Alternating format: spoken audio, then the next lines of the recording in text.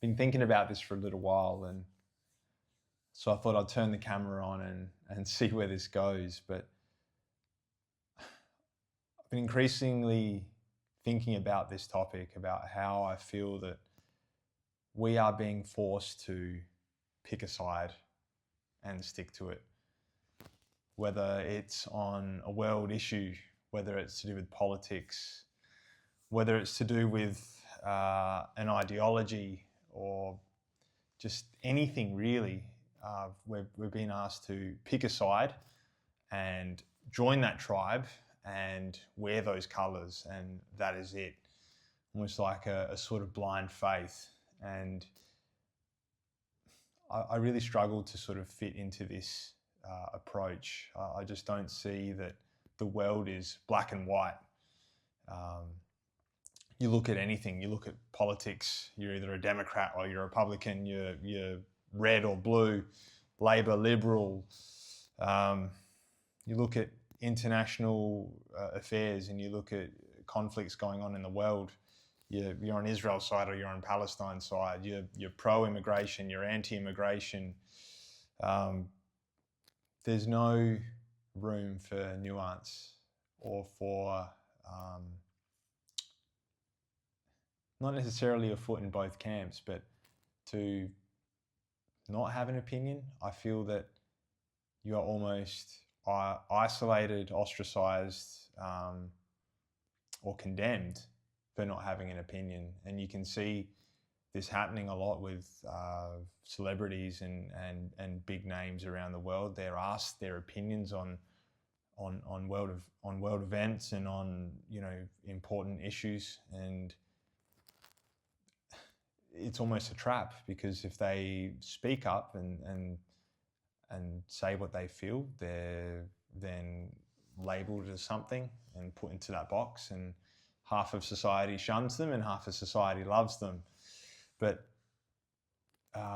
it's a lot of pressure, and that pressure is being felt by not just people in the upper echelons of society, but just us everyday normal people. And we've been asked to pick a side. And people are becoming less tolerant of one another and one another's opinion, to the point where I've been getting comments in my reels with people saying such things like, if so-and-so voted for party X or party Y, they couldn't be my friend anymore, which I think is completely wild. How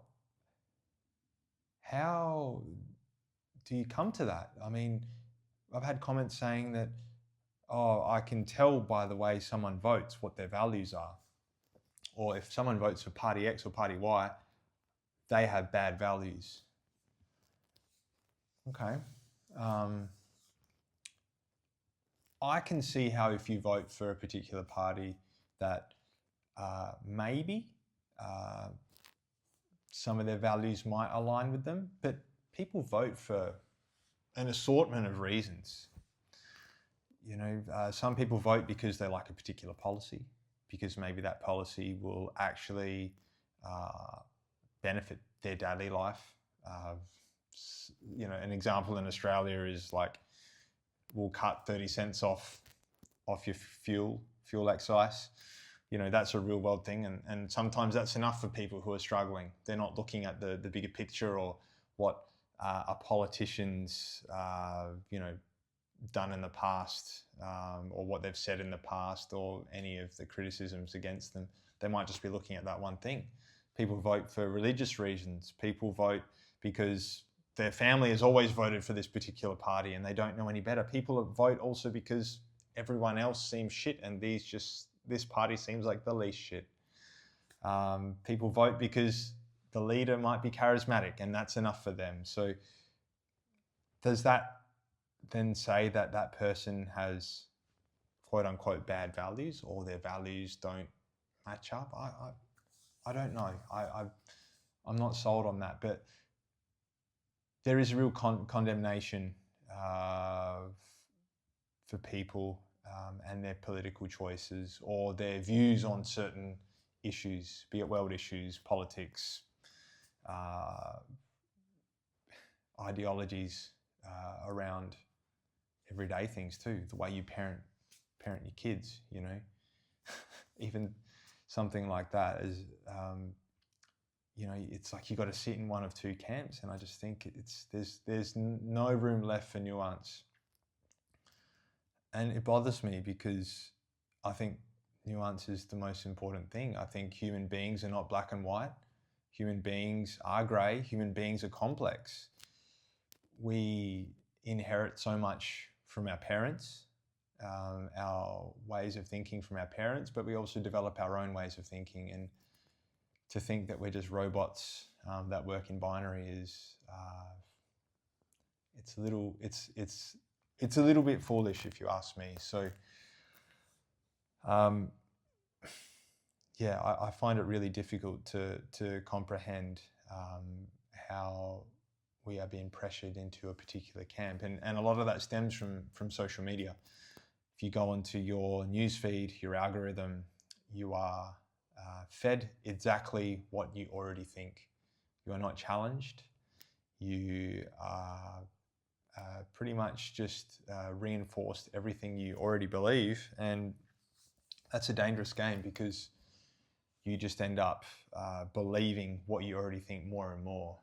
That confirmation bias continues, and to a point where people become so indoctrinated into one way of thinking, and it leads to this level of obsession around particular topics. You're either with us or you're against us. I just don't see it as being a healthy thing, and it's been bothering me for quite a while now. And I suppose that's part of the aim of what I'm trying to speak about online, is that I think there is a middle ground. I think human beings actually see things a lot more in the middle than they actually let on. I think a lot of people are scared to say that. I think it requires a lot of courage to say, hey, I see your point of view, I respect it, but I see things differently. Because we're not comfortable with openly disagreeing with others, or openly expressing our differing thoughts, and that's a real issue. People are losing friends over who they vote for in elections, or where they stand on a particular, you know, conflict or a policy, and it shouldn't be like that. We should be intelligent enough to be able to still sit with someone or be friends with someone even if they have differing views.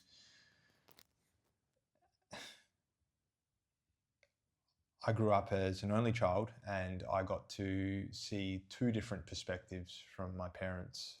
Not only was I an only child, but my mum's Australian and my dad's Indian, come from two completely different worlds with two completely different ways of viewing the world. And so I think I was extremely lucky to experience that as a child.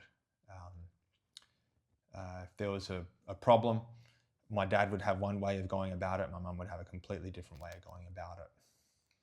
Who was right, who was wrong? Well, maybe they were both right. And sometimes maybe they were both wrong, but they often had completely different methods of going about fixing that problem. And so I was exposed to different ways of thinking early on, and that probably broadened my mind pretty early, and also I think helped me become quite diplomatic, which is good and bad. I do struggle to have a spine sometimes, but at the same time, that exposure has given me the ability to take myself out of my own shoes and put myself into someone else's perspective, and see things from their lens, or as best as I can. And I think we're sort of losing that ability now. And that's something I want to bring back to people. Because the truth is, whilst we may be becoming more polarised, the world is becoming increasingly interrelated, and no longer are we segregated physically. Anyway, a lot of the developed world anyway has experienced mass migration, where people from all walks of life, different cultures, different languages, different religions are all living on top of each other, and that understanding nuance, understanding difference of opinion, and tolerating differences of opinion is going to be really important. But we seem to have lost that ability. So that's something I really want to bring back. I want to encourage people to not necessarily agree with others. No, absolutely. Disagree all you want, but only after listening. I think we struggle to listen as human beings, because we don't really have to, because again, our algorithms tell us exactly what we want to hear. We don't have to look at content or views or claims that challenge our perspective and our way of thinking. So that's something I'm really passionate about building, is that ability to sit with that level of discomfort, to have honest and engaging conversations which challenge us every single day, because that's the only way we're going to grow. I think we are so echo-chambered, it's not even funny. And as more and more people mix, as we have more mixed race individuals, they are going to be fighting between two different worlds, and I think they're the ones that can really lead this sort of change of thinking, or reawaken this ability to view the world from different lenses, because we are so polarized and becoming increasingly indoctrinated that it's creating huge division, it's creating hate, intolerance, which is not fruitful at all. So I'm really hopeful that we can start to view the world through a more objective, rational, and just sensible approach. So yeah, that's sort of where my head's at the moment. So I'm just going to leave it there.